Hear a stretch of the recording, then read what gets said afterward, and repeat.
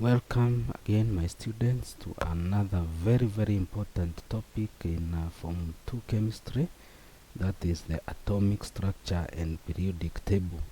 As we said, our aim here is to make it very simple and very easy to pass chemistry. We want to demystify the belief that chemistry is a difficult subject. We are simplifying all the topics one by one, and at the end of it all, we'll get to know that it's easy to pass chemistry. So we want to look at how to simplify this topic, atomic structure and periodic table. It's a very common topic even in the KCSE exam. So let us get started. My name is Simple Teacher. We look at the aspect of atomic structure by first defining what an atom is. And it is the smallest particle of an element that can take part in a chemical reaction. So there are different elements. There is sodium, there is copper, there is oxygen. The smallest bit of those elements is what we call an atom, and it can take part in a chemical reaction. So in terms of the components of the atom, there are three subatomic particles in an atom.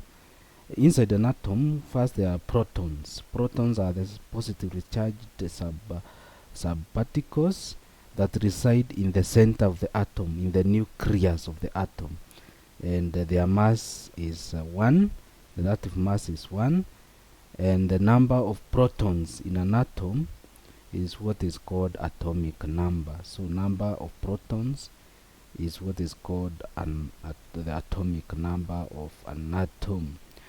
In terms of electrons, these are negatively charged and they don't reside in the center like the protons. They reside in the fixed regions surrounding the nucleus. After you have the nucleus inside, there are other surrounding regions that surround the nucleus, and that's where the electrons reside. These are negatively charged. Their mass is 1 over 1840, and the number of electrons is normally equal to the number of protons. Then there is another subarticle called neutrons. Subarticles called neutrons. These are neutral. They are neither positive or negative, and they reside inside the nucleus just like protons. Their relative mass is 1, and the number of neutrons plus number of protons is what is called mass number.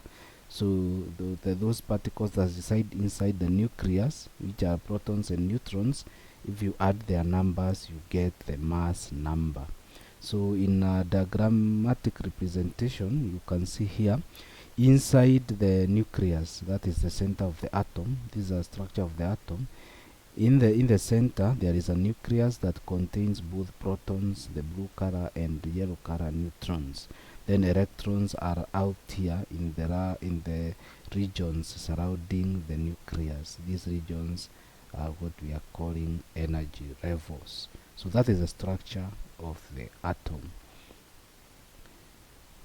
So in terms of representation, we said mass number is the number of protons plus number of neutrons. It is normally represented in an element with a superscript. Like you can see here, element X, the superscript is the number up here, and this is what is representing mass number. The atomic number, as we said, is the number of protons, which we said is also equal to the number of electrons, is what is represented as a subscript, the number down here. So that is how representation is in terms of mass number and atomic number. For example, in sodium, it's normally written Na, and 23 up there, and 11 as the subscript. The superscript up here, 23, is the mass number, and the subscript down here is the atomic number. Now we look at the energy levels. These are the regions we said that surround the nucleus, and that is where the electrons reside.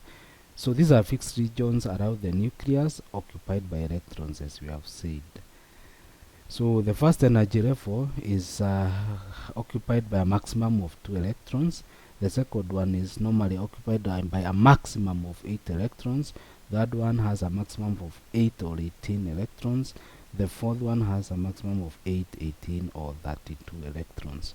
This arrangement is normally called electronic configuration. In structure diagrams, these are represented by, the electrons are represented by dots and crosses. An example is here sodium. The sodium has 12 neutrons inside the nucleus and 11 protons. Then, as you can see from the atomic number of 11, it has 11 protons, and which is equal to the number of electrons. So electrons are also 11. So as we said, the first energy level can have a maximum of 2 electrons. So here, as you can see, this the first round here, there are 2 electrons, one here, one here. Then the second one, we said, can have a maximum of 8 electrons. So the second one, you can see, has 8 electrons. 2 here, 2 here, 2 here, 2 here. Those are 8. Then, as we are saying, sodium has 11 electrons. So 2 have already occupied the first energy level, 8 have occupied the second energy level. So already 10 have already been allocated. So the only remaining electron is 1, which now comes to the third energy level as 1 electron only. The electronic configuration, as you can see, is 281, because the first energy level has 2, the second energy level has 8, and the third energy level has 1 electron. So the electronic configuration is 281. Now we can look at another subtopic, which is isotopes. Isotopes are atoms of the same element with the same atomic number but different mass number. It happens that some elements, for example chlorine and hydrogen, have atoms that could contain the same number of electrons but different number of neutrons. That's why you find that they have the same atomic number but different mass number, because the number of neutrons is different for the 2 atoms. So like chlorine has 2 varieties of atoms. There is what is called chlorine 35 and what is called chlorine 37. In chlorine 35, the number of neutrons are 18. In chlorine 37, the number of neutrons are 20. That's why the mass number is 35 in chlorine 35, but it is 37 in chlorine 37 because of the difference in number of neutrons. So it has 2 variants of atoms, chlorine 35 and chlorine 37. The same case for hydrogen. Hydrogen has hydrogen 1, which which doesn't have any neutron. Then hydrogen 2 that has 1 neutron, and hydrogen 3 that has 2 neutrons. So there are those elements whose atoms exist as isotopes. These are chlorine, for example, hydrogen, and hydrogen. There are others, but those are the 2 common ones. So there are normally some calculations regarding isotopes, and this is in regard to relative atomic mass, RAM. We first define a relative atomic mass. It is the average of the masses of an element, isotopes, in comparison to 1/12 of the average mass of a carbon-12 atom. So the average mass of the isotopes. Remember, as we said, these are there are elements with 3 isotopes, the elements with 2 isotopes. The average mass of those isotopes as compared to 1/12 of the average mass of carbon-12 is what is called relative mass. In some cases, you may be told to do some calculations regarding the relative atomic mass of elements. So we want to have a look. And see how you can do the calculations. For example, chlorine occurs as 75% of chlorine 35. This is chlorine 35. And then 25% of chlorine, that's 7. Then you are told to calculate, to do a calculation of, you are told to do a calculation of its relative atomic mass. So what you do here, you look at, you have been told 75% of it is chlorine 35. So you take 75 over 100 times 35, the figure you get, you add to the 25% times 37, that is 25 over 100 times 37, because you have been told that chlorine 37 has 35% abundance, 25% abundance of chlorine. So once you add that, you get that 5.5, which is the relative atomic mass of chlorine.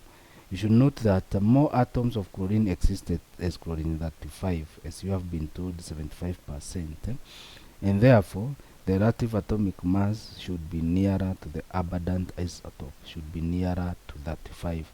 That's why it is coming at coming to 35.5.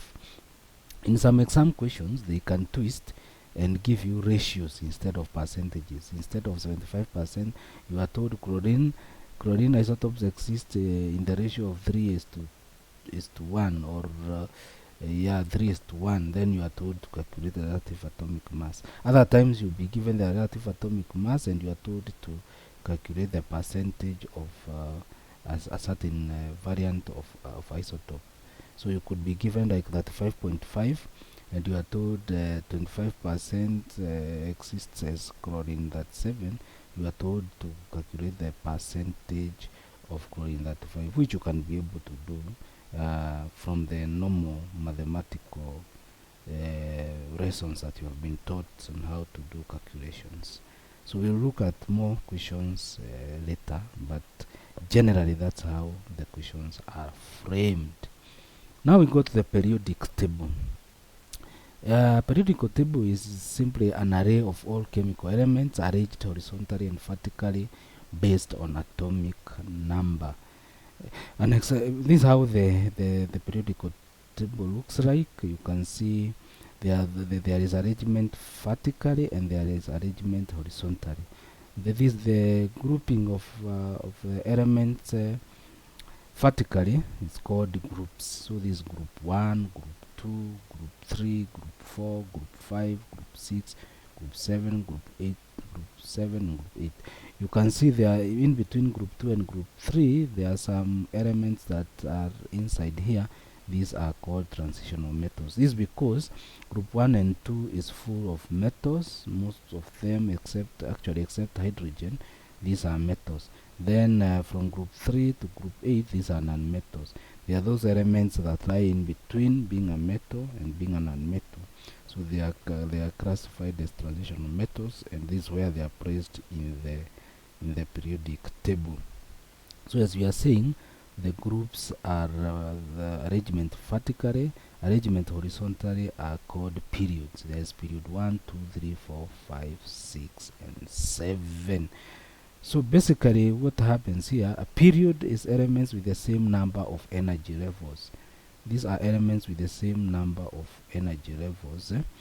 A period, you can see like period 2, for example. I said a period is the arrangement horizontally. You'll say that there are 3. This one has 3 electrons.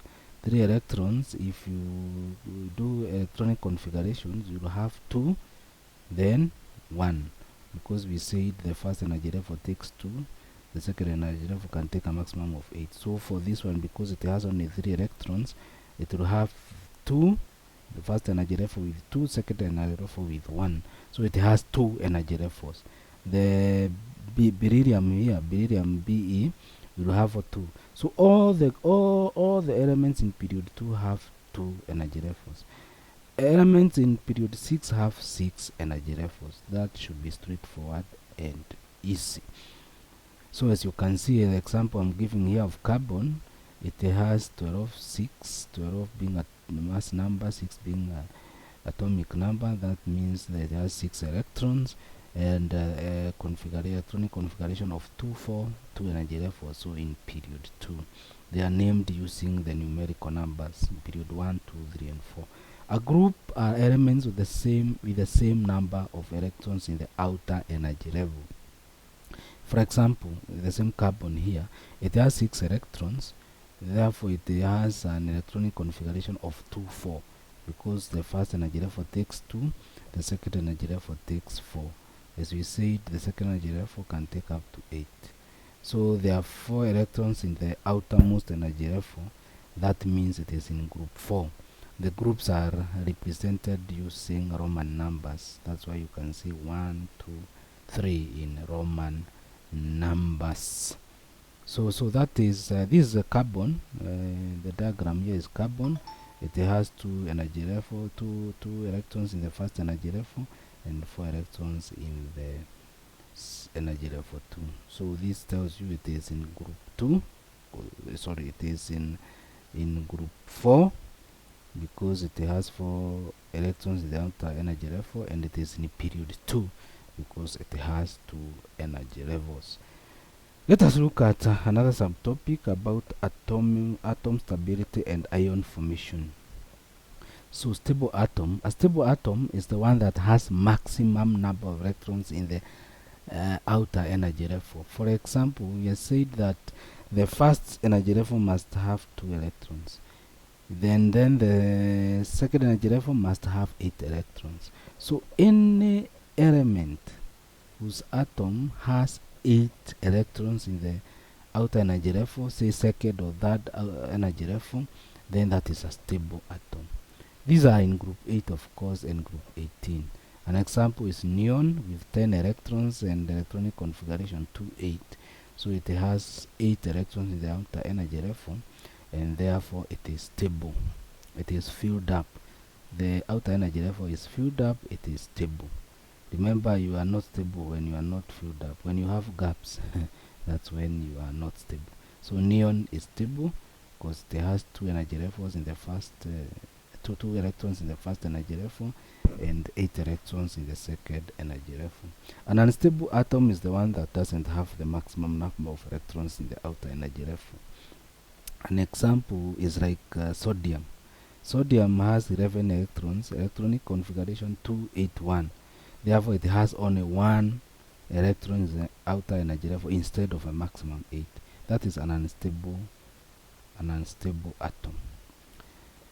Now, unstable atoms can gain stability by either gaining all the electrons required in the outer energy level for it to be full, or it can lose the few electrons it has in the outer energy level and now vacate and remove and lose that whole energy level. Whether an atom loses or gains to become stable is dependent on the energy required, the relative energy required to lose or to gain. For example, fluorine is in group 7, has an electronic configuration of 2 7 because the total number of electrons are 9. It requires more energy to lose the 7 because it must lose 7 or gain 1. Because when it gains 1, it has now 8 electrons in the outer energy level and therefore stable. Or if it loses 7, it loses that entire energy level and becomes stable. But it is more difficult. It requires more energy to lose 7 than to gain 1. So it opts to gain 1 and become stable. Therefore, it reacts by gaining 1 electron. So whenever an atom loses or gains electrons, an ion is formed. It is no longer an atom, now it becomes an ion. So for example, a cation, let us define the 2 categories of the 2 types of ions. There is what we call a cation.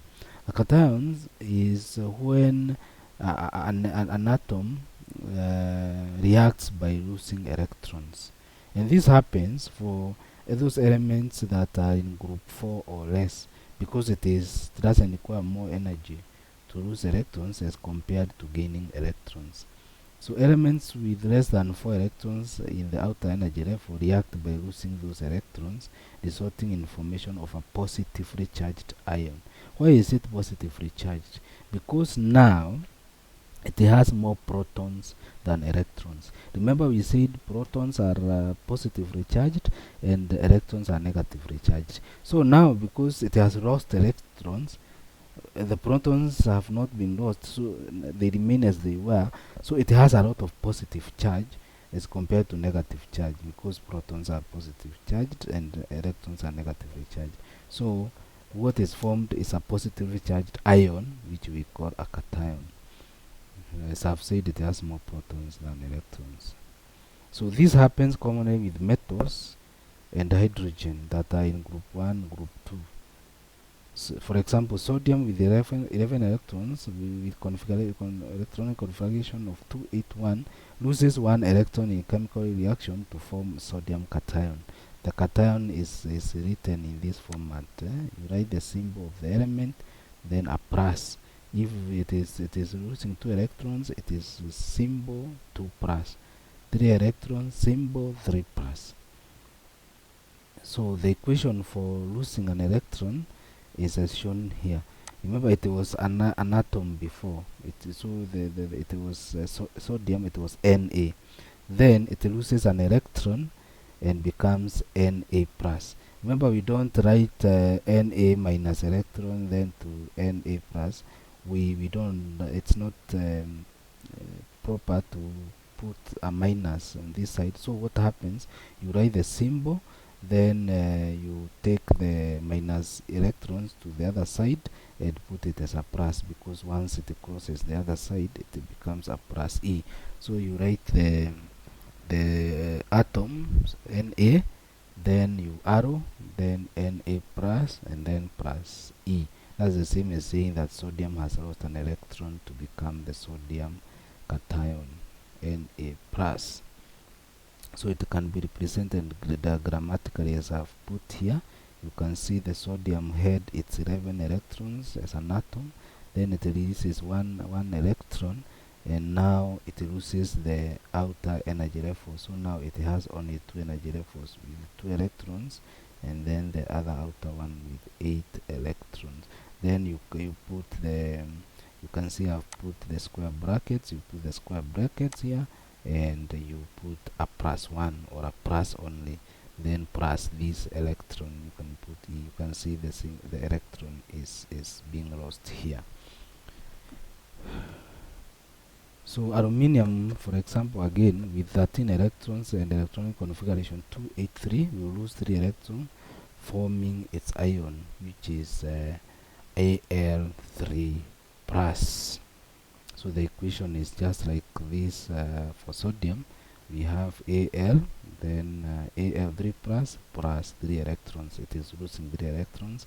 Instead of putting minus 3 electrons on this side, the left side, you place it the other side and you put a plus.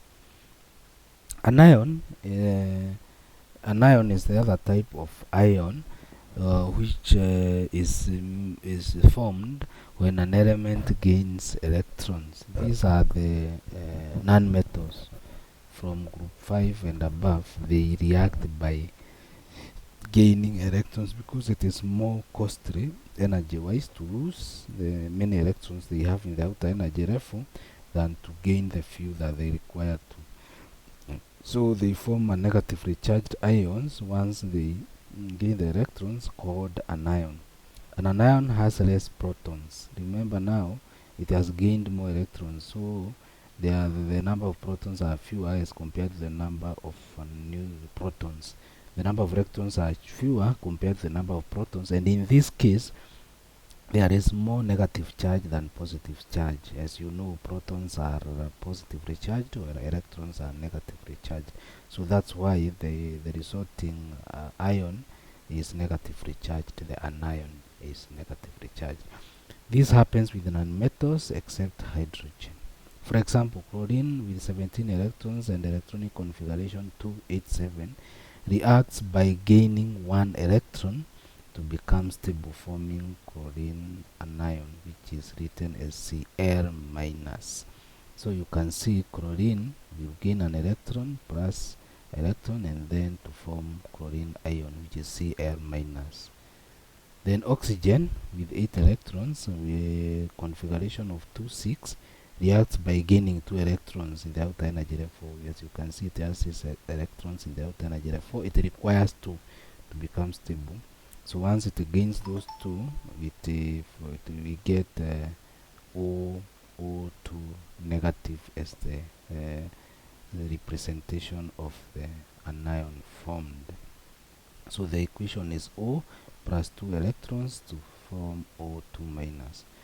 Now oxidation is a process of losing outer electrons. When an element loses outer electrons, that is called oxidation, while reduction is the process of gaining outer electrons.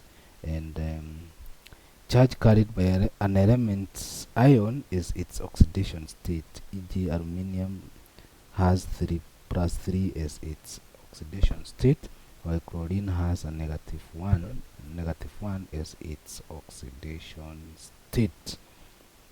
Now let us move to another subtopic about valency, radicals, and chemical formulas for compounds. So an element combines with others to form compounds in the process like what we have described, where they lose and gain electrons. So when an element combines with another, they form a compound, and this combination is dependent on the valency, the combining power. Valency therefore is equal to the number of electrons that an element can lose or gain during a reaction. So it is the valency is of an atom is equal to the number of electrons it can lose or gain during a reaction, or we can simply say it is the charge carried by its ion. For example, sodium has 11 electrons, 2, 8, 1. So it has 1 in the outer energy. Therefore, its ion is Na plus because it loses that 1 electron. So its valency is 1. Calcium 2882 is the electronic configuration of 20 electrons. It is Ca2 plus. Ca, of course, is the symbol of calcium, and therefore its valency is 2. The same for aluminium with valency 3. Oxygen has valency 2 and chlorine has valency 1. Now radicals. There are groups of atoms that react as a unit. For example, ammonia. Remember, ammonia's symbol is NH4. So it has nitrogen and it has hydrogen. But when it is reacting as ammonia, it reacts, already these atoms are grouped together, from different elements grouped together to react together. Even carbonate, for example, which is CO3, has carbon and oxygen, but it reacts while these two elements are combined into one. So that group of atoms that react as a unit is what we call a radical. So there are many. There is ammonium, there is carbonate, there is sulfate, there is nitrate, all those. So they also have their valencies, and it's important you know the valencies of the different radicals. Ammonium, for example, has a valency of 1, it's plus 1. Hydroxide has negative 1, minus 1. Nitrate has minus 1. Hydrogen carbonate has 1 minus, that is minus 1. Hydrogen sulfate has minus 1. Hydrogen sulfite has minus 1. Carbonate has minus 2. Sulfate has minus 2. Sulfite has minus 2. And phosphate has minus 3. So in simple terms, it's only carbonate, sulfates, and sulfite that have a valency of 2. And it is only this phosphate here that has a valency of 3. All the other radicals have valencies of 1. Please remember that it's only carbonate, sulfite, and sulfate that has 2, and only phosphate has 3. All the others have a valency of 1. Now let us look at chemical formulas for compounds. Compounds are formed, as I said, when two or more elements or radicals react or combine. And formulas are formulated based on chemical symbols and valencies of combining elements. For example, let us first describe the process. You identify the involved elements and radicals, then you write their symbols starting with the metallic, then you assign the valency of each. You already know the valencies. Then interchange the valencies. Then you divide the smallest valency to obtain the smallest whole number ratios. For example, you have aluminium oxide. Here it is aluminium and oxygen that are combining. So if you write them with the symbols, and we said you start with the metallic, you write ALO. Then you identify the valencies. The valency of aluminium is 3. The valency of oxygen is 2. So if you write if you write, then you are told then to interchange the valencies. So you write Al with 2 and O with 3, because Al will take the 2 of oxygen and O will take the 3 of aluminium. So that's how you write the chemical formula of that compound. Calcium oxide, symbols are Ca and O. Valencies for calcium, you know it is 2, and for oxygen, you know it is 2. So you interchange them, Ca2O2. Then you know that cancels out, the 2's cancel out, so you remain with CaO. So that is the chemical formula of that compound. Let us also look at iron 2 sulfate. So symbols, you know, iron is Fe and sulfate is SO4. So it is FeSO4. We know that the valency for aluminium is 2 and valency for sulfate is 2. So you write Fe2SO42 even after interchanging. So at the end of the day, you have FeSO4, because the 2's will cancel out as the chemical formula of compound iron 2 sulfate. So let us look at how to write chemical equations. You normally start by writing the word equation. You write the correct chemical formula for each of the reactants and products. Then you check if number of atoms for each element are equal on both sides. And then multiply chemical formulas containing unbalanced atoms with the lowest common multiple, and you assign the physical states in brackets to each reactant and product. Let us do examples. Let's look at the preparation of hydrogen from zinc and hydrochloric acid. Here it's zinc that is reacting with hydrochloric acid. How do you write the word equation? You write zinc plus hydrochloric acid will give you what? Remember, zinc now will pick chlorine from hydrochloric acid, you have zinc chloride, and then you'll get hydrogen. So you'll have that is the word equation. Now you can write the symbols. You know zinc is Zn, hydrochloric acid is HCl, so it forms ZnCl2 and hydrogen gas. The reason why, remember we have talked about the compounds, how to formulas for the compound. Zinc we know has a valency of 2 and chlorine has a valency of 1. So you interchange, the 2 of zinc comes to chlorine, and of course the 1 of chlorine goes to zinc, which you don't need to write. So that is the chemical equation. Then you do the balancing. As you can see, there is 1 zinc here, there is 1 zinc. There is 1 hydrogen, there are 2 hydrogens. There is 1 chlorine this side, there are 2 chlorines. So that means you need to make sure that the 2's here are taken care of on the other side, on the left side of the equation. So if you put a 2 here, you make the hydrogens 2 and you make the chlorines 2. So the equation will be balanced, and this will be the final equation. Then you put the states. Zinc is a solid, hydrochloric acid is aqueous, all acids are aqueous, and then zinc chloride will be aqueous because they will be in a solution, and then the hydrogen is a gas. Now another example is preparation of oxygen from decomposition of hydrogen peroxide. Here hydrogen peroxide is just being decomposed into water and oxygen.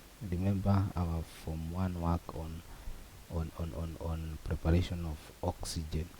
So if you write the chemicals, the formulas, you write H2O2, that is the formula for hydrogen peroxide to produce H2O and O2. You'll find that to balance the equation, you'll need to have, because oxygen is 2, and oxygen will be 3 before balancing, and this side it was 2. So you multiply here by 2, you get 4 hydrogens, and you get 4 oxygens. In that case, you also have to put a 2 here to get 4 hydrogens and 4 oxygens. You then put the state, which are aqueous for hydrogen peroxide, liquid for water, and gaseous for oxygen. Another example is preparation of calcium carbon 4 oxide by reacting calcium carbonate with hydrochloric acid. So here it is calcium carbonate that is reacting with hydrochloric acid. So you are sure you get calcium chloride as one of the products, plus water plus carbon 4 oxide. So you, as you can see, calcium carbonate, you add hydrochloric acid, you get calcium chloride plus H2O plus CO2. Then you look at whether, remember here, calcium has a valency of 2, chlorine has a valency of 1, so the 2 of calcium moves here. If you remember what we talked about, chemical formulas of compounds. So you can look at the balancing calcium and calcium, only 1 calcium, carbon is 1 here, carbon is 1 here, oxygen is 3 here, hydrogen is 1, but hydrogen is 2 here. So you are, and chlorine, remember, is 2 here.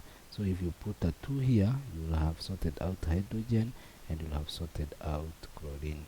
So that is the final equation that you get. Then you put the states: solid, aqueous, liquid, gas. So that is how you do chemical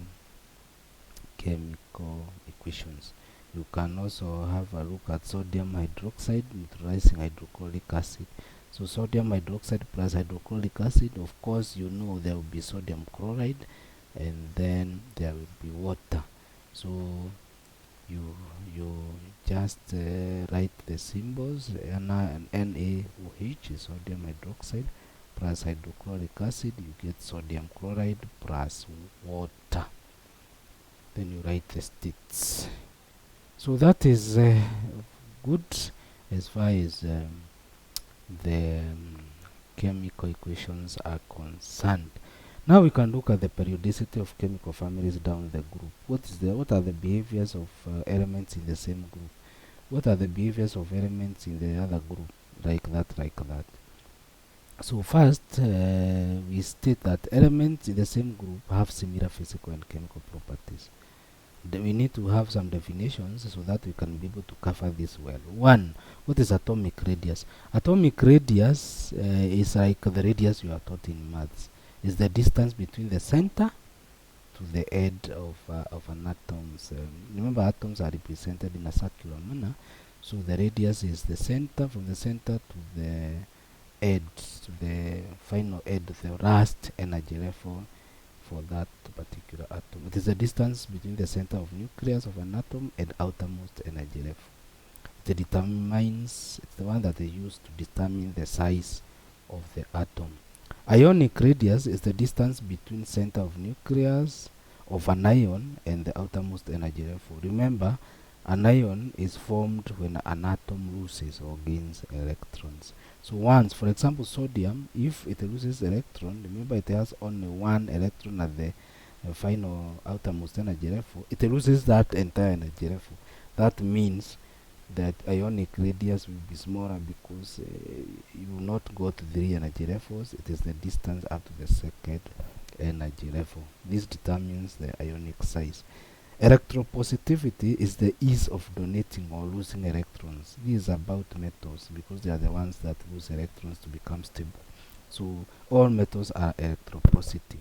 Electronegativity is the ease of gaining extra electrons. This is for non-metals because they are the ones that gain electrons. So all of them are electronegative except maybe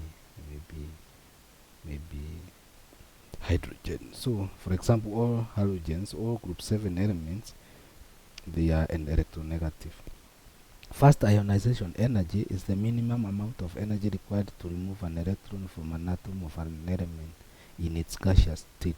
So the amount of energy required to remove an electron, say from a metal like sodium, the first atom, that is what we are calling first ionization energy.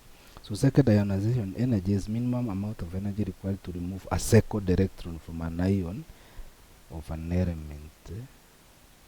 Yes, for example, if you are dealing with calcium, there is that energy that is required to remove the first electron, and there is another energy that's required to remove the second electron, considering that calcium and magnesium has 2 electrons at the outer energy level. Then there is first electron affinity. This is the minimum amount of energy required to gain an extra electron by an atom in its gaseous state. Here we are talking about nonmetals, for example, chlorine. So affinity is a capability to attract and gain electrons. So now we can look at the characteristics of the different groups of elements, and we are looking at 4 groups. There is group 1, these are the alkali metals. There's group 2, that are alkali earth metals. There are group 7, which are halogens, and there are group 8 that we call noble gases. They are very stable, as we said, because they have full number of electrons in the outermost energy level. So some members of group 1, we call them alkali metals, are lithium, sodium, and potassium. Group 2, we have magnesium and calcium. Group 7, we have fluorine, chlorine, bromine, iodine. And group 8, we have helium, neon, and argon.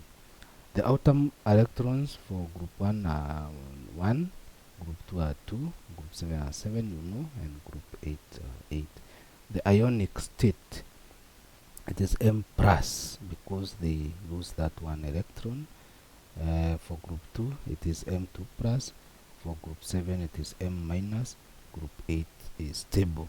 The number of energy levels, they increase down the group.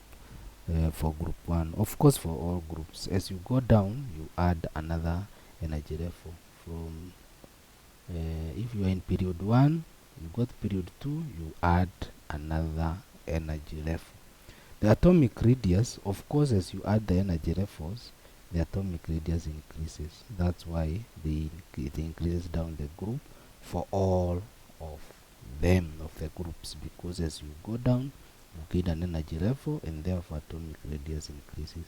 Ionic radius also increases down the group as energy levels increase, just the same as it is the atomic radius.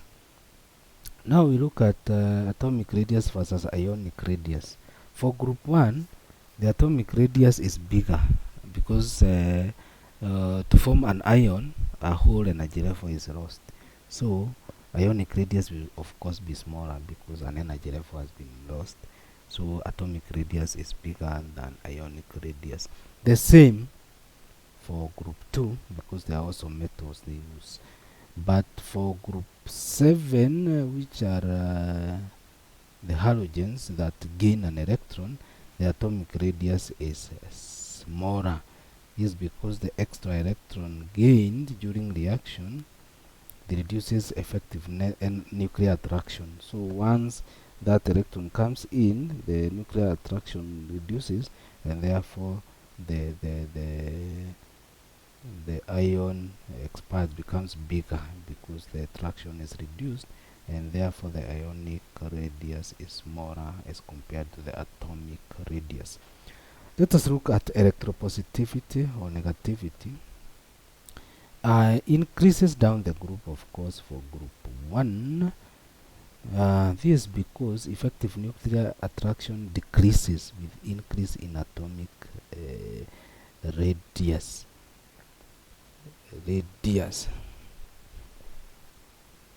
So as you go down, effective nuclear attraction decreases with increase in atomic, because atomic radius has become bigger. The attraction decreases. The attraction from the center of the nuclear decreases, and therefore it becomes easy now to lose the outer electron, and that's why electropositivity increases. Remember, we said electropositivity is the ease of losing electrons. The same case for group 2. For group 7, we are talking about electronegativity here, the capability of gaining an electron. So it decreases down the group. Yes, because the effective nuclear attraction decreases with increase in atomic radius. So as atomic radius increases, then the attraction of the nuclear decreases, and therefore it becomes difficult. The attraction for gaining electrons becomes low and becomes difficult to gain electrons. So the electronegativity decreases down the group. Then we can look at fast ionization energy or electron affinity. For group 1, it decreases down the group as atomic radius increases. As we said, nuclear attraction decreases with the increase in atomic radius. In group 2, it also decreases down the group as atomic radius increases, just as it is for group 1. For group 7, it decreases down the group as atomic radius increases. As we said, of course, the affinity, we are talking about electron affinity. As the atomic radius increases, it becomes, the attraction goes down, nuclear attraction, and therefore the capability to gain electrons for group 7, of course, decreases. For group 8, we can say that fast ionization energy is very, very high and not easy to lose an electron. So that's the only thing we can say about group 8 here. The second ionization energy for group 2, because they are the ones who lose 2 electrons, we can say it is bigger than fast ionization energy. Once the first electron is lost, effective nuclear attraction on the remaining electrons increases. Therefore, it becomes difficult to lose a second electron. So it is bigger than the first ionization energy. Now we can look at the state of the different elements in the groups. We can see that the group 1, these are soft metals. They are easy to cut, solids, soft because softness, and this increases down the group. This is because they are loose, the levels of attraction are not as high, and therefore they are soft. Group 2 elements are not as soft as and easy to break as is in group 1 elements. For halogens, fluorine and chlorine are gases, bromine is a liquid, and iodine is a solid. Somebody may want to know why fluorine is a gas and bromine is a liquid. Yes, because as we said, as you go down the group up there, the attraction of the nuclear becomes high, and therefore the states, the particles hold much more together in down the as you go down as compared to when you are up there. In terms of appearance, group 1 elements are shiny grey metallic when fresh, then they tarnish when exposed to air due to reacting with oxygen. Group 2, the shiny grey metallic when fresh, tarnishes when exposed to air due to reacting with oxygen. Let us look at the melting point and boiling point across the different groups. So it is relatively low for group 1 metals, because only one delocalized electron that forms a weak metallic bond. But when you look at group 2, the alkali earth metals, the melting point and boiling points are high because 2 delocalized electrons form a very strong metallic bond. For group 7, it increases down the group. You find that iodine has a higher melting point than fluorine. This is because of the increase in intermolecular forces.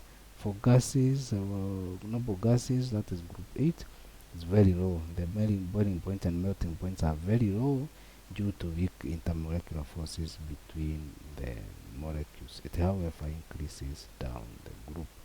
Electronicity and thermal conductivity.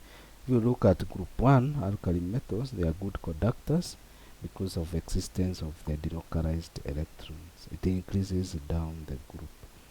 In terms of group 2, they are very good conductors. This is because they exist two delocalized electrons, so they are better than group 1 elements. The conductivity, of course, decreases down the group. Then in terms of group 7, those are poor conductors. They don't have any delocalized electrons.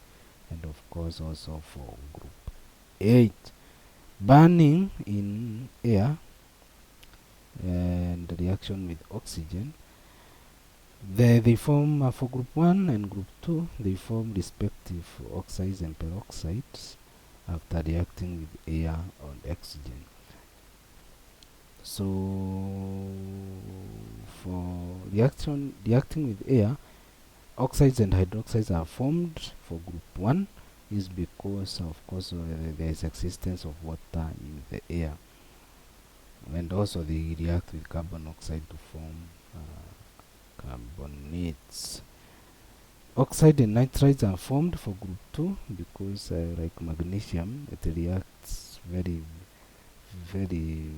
brightly fast with air to form both magnesium nitride and magnesium oxide. Reaction with water, for group 1 elements, they form the hydroxides and hydrogen gas, and there is the same case for group 2 elements. For group 7 elements, they dissolve in water to form respective solutions. Reactions with chlorine, group 1, they form chlorides, and that is the same case even for group 2. Reaction with dilute acids, group 1 is very violent, so it's not recommended to react them with acids. Group 2, they form a salt and hydrogen gas. Displacement, for group 7, elements that are more electronegative than others, that displace others from their solutions. For example, fluorine can displace chlorine from its reaction, from its solutions. So we can look at some examples. Lithium and oxygen to form lithium oxide, you can see there, and we have done the equation there, you can see it. Then sodium and water to form sodium hydroxide and hydrogen gas. There is potassium and chlorine. This should be done in fumed chambers, as chlorine is poisonous, so you see potassium chloride being formed there. Burning magnesium in air, as we said, it forms both magnesium oxide and magnesium nitride. Displacement of chlorine by fluorine, as you can see, fluorine is displacing chlorine from sodium chloride. Now we look at group 3 elements and their behavior. These group 3 elements, we are talking about sodium, magnesium, aluminium, silicon, phosphorus, sulfur, chlorine, and argon. So sodium, magnesium, and aluminium are metals, while silicon, phosphorus, sulfur, chlorine, and argon are non-metals. The atomic radius decreases across the period. This is due to increasing nuclear charge as number of protons and electrons increase. So as you go across the period, you realize that atomic radius decreases. In terms of electrical conductivity, metallic elements only due to have, because they have delocalized electrons, are able to conduct electricity. So aluminium is better because it has three electrons delocalized. Silicon is said to be a semiconductor because it conducts on high temperatures. Boiling point, melting point. Among metals, aluminium has the highest melting points and boiling points. This is because of the small atomic size, meaning that atoms are closely packed together. Silicon has the highest boiling point and melting points due to strong covalent bond. Phosphorus, sulfur, and chlorine have low boiling points, melting point due to weak van der Waals forces. Reactivity behavior with water oxygen. This decreases across the period due to decrease in electropositivity. Oxides of sodium and magnesium are basic. Oxides of aluminium is amphoteric, that is behaves both as a base and an acid, and oxides of silicon, phosphorus, sulfur, and chlorine are acidic. So then that is it for this topic. It's quite heavy, but it's simple. We've tried to simplify it as much as possible. It is a very common topic in KCSE. Just as a sample, these are some of the questions that came in the past KCSE. In 2021 paper 1, you are told to draw a label diagram of atomic structure of magnesium 2412. Then part B, atomic number of phosphorus is 15. Draw dots and crosses diagram for the compound formed when phosphorus reacts with chlorine, atomic number 17. So many questions. You will have a look at them, then I think we will do them together at an opportune time when we are able to do them. So this is another question about a graphic representation showing graph of atomic radius of some groups 1 and 2 elements.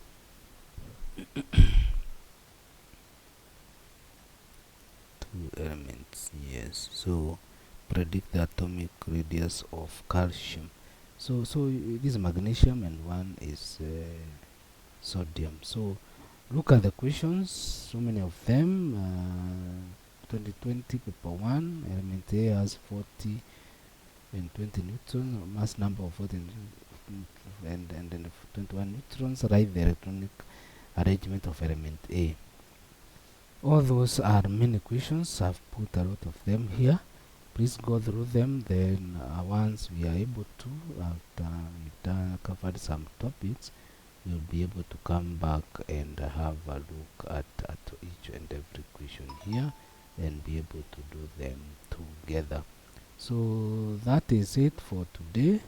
It's been a heavy topic, but I trust that we have made it simple, and now we can even be able to tackle any questions that come in this particular topic.